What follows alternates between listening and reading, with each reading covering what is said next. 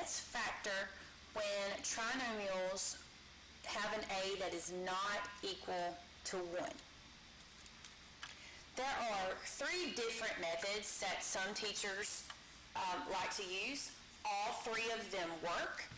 It does not matter which one you use. You're going to get the same exact answer. I'm going to show you the same problem all 3 ways. So the first method is guess and check. Of course, you would look for your greatest common factor. In this case, I don't have one. What I think about first is I've got to break this into 2 parentheses. How are all the ways that I could multiply to get 3x?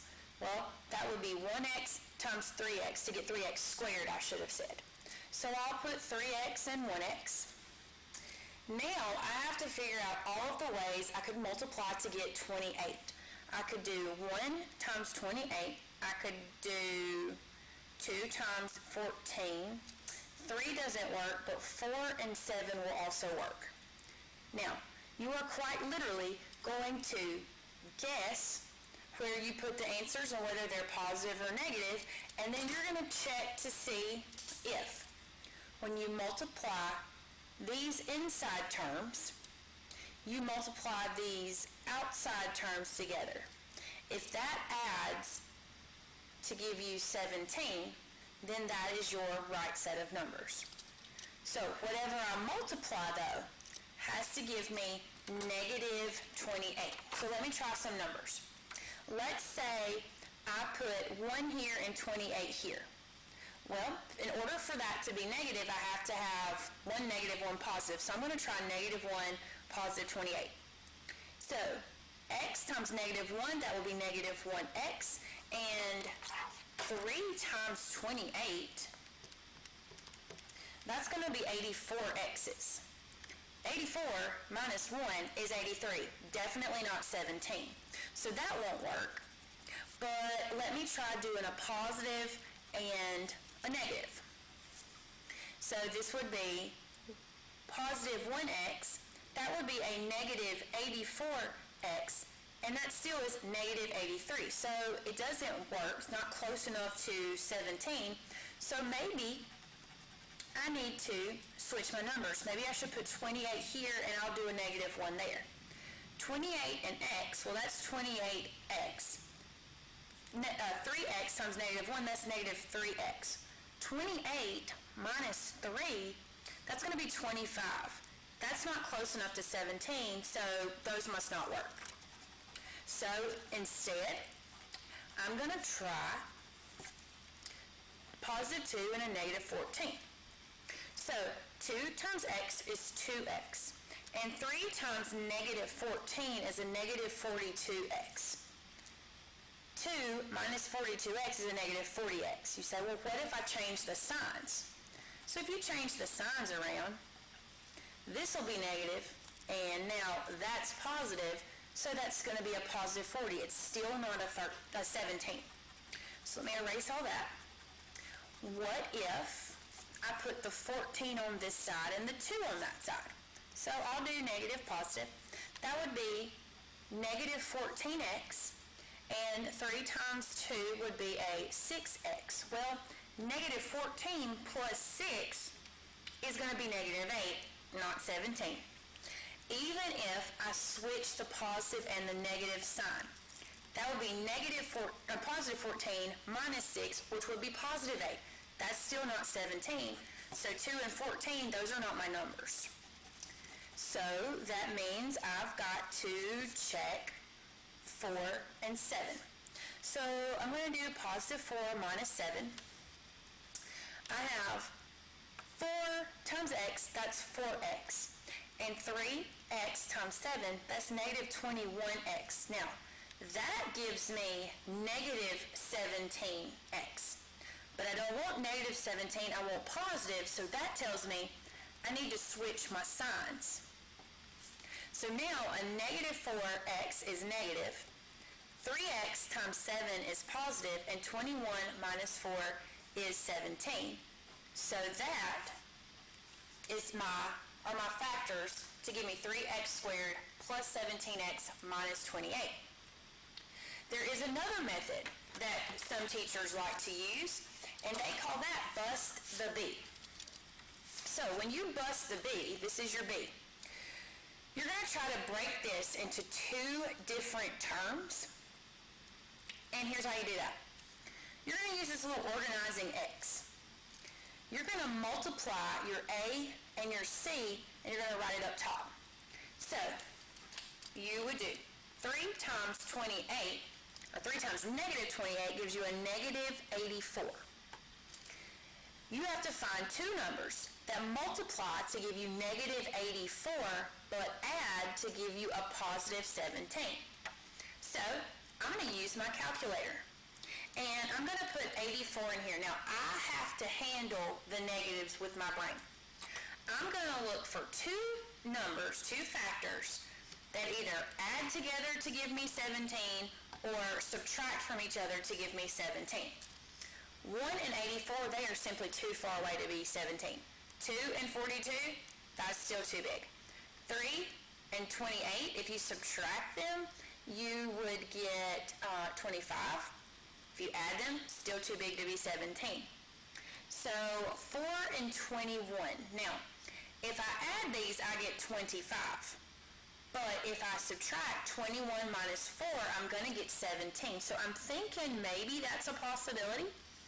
What I've got to do now is figure out how do I multiply these two and get a negative while adding and getting a positive. So if I want to multiply, one has to be positive and one has to be negative. If I'm going to add those opposite signs and get positive, the big number has to be positive and the little number has to be negative. So what you're going to do now is you're going to keep that 3x squared and you're going to keep that negative 28. You're going to put 4 and 21 here. But what you've got to figure out is, where do I put the negative 4? Where do I put the 21 in order for them to have a greatest common factor? 3 and 4, they don't have a greatest common factor at all. But 4 has a common factor with 28. 21 has a common factor with 3. So I'm going to put 21x there minus 4x minus 28. So I simply took that b, instead of being 17, it's 21x minus 4x, which results in 17. So I busted the b up. Now I'm going to factor by grouping. I'm going to group the first two together and the second two together. That negative goes with that 4. So I say, what is the greatest common factor between 3x squared and 21x? That would be 3 and an x. So I see what I'm left with. I'm left with x plus 7. In grouping, your goal is to factor something out of this term in order to end up with x plus 7. The only way to get x would be to take out a negative 4. So negative 4x divided by negative 4 is x. Negative 28 divided by a negative 4 is a positive 7. So I factored by grouping, and what do you notice? You notice that the common factor between both terms is x plus 7. So I'm going to take x plus 7 out of both. And I'm going to factor out x plus 7. And then I'm going to write down what I'm left with. I'm left with 3x minus 4. That is my final answer. That should be the same answer that I got when I did guess and check. Now, it doesn't matter that they're in a different order because multiplication is commutative. So you have the exact same answer. Two different methods. This makes more sense to some people than this. You've got two methods so far. I've got a third method. You're going to get this answer. With this third method, it is called slide, divide, and bottoms up. So the first thing I do every single time is I look to see if I have a greatest common factor. I don't. So I like to write slide, divide, bottoms up on the side. When I do that part of the step, I cross it off because I don't want to forget any piece of it. So slide, divide, bottoms up actually kind of starts off like bust the B.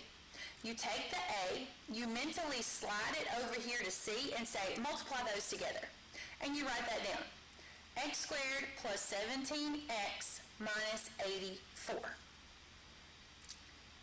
You did slide, but now you got a factor. x squared is going to break into x and x. So you've got to figure out what two numbers multiply to give you negative 84 and add to give you 17. You're going to do that same thing that you did just a few minutes ago. You typed in 84 divided by x. Let me start it at 1. Now you're going to look for any set that would add or subtract. In this case, because you have one negative, you have to have one positive, one negative when you multiply. So basically I would be subtracting. If I subtract those, I'm going to get either positive or negative 83. If I subtract these, I'm going to get either positive or negative 40. That would be 25. That would be my 17. So I've got a 4 and I've got a 21. I just have to think it through.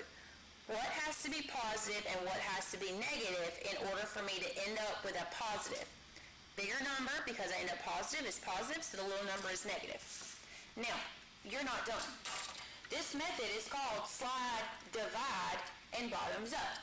So what you're going to do now, you multiplied by 3 and made it 3 times bigger. You're going to divide by the number you slide. I need you to actually simplify this fraction, okay? So, to simplify that fraction, you either do that in your head or you double check your math with your calculator. Negative 4 over 3 stays negative 4 over 3. 21 over 3 becomes x plus 7.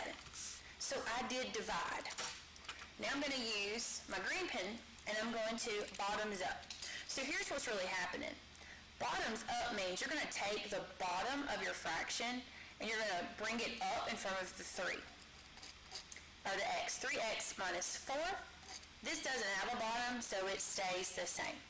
What you're really doing is multiplying both of these by 3 so that you get rid of the denominator, but bottoms up just sounds cuter. So here is your answer, and if you look, you get the same answer for slide, divide, bottoms up, you get the same answer for bust the B, and you get the same answer for your guess and check. So there's 3 ways to factor a trinomial when a is not equal to 1. You need to pick the one that works best for you.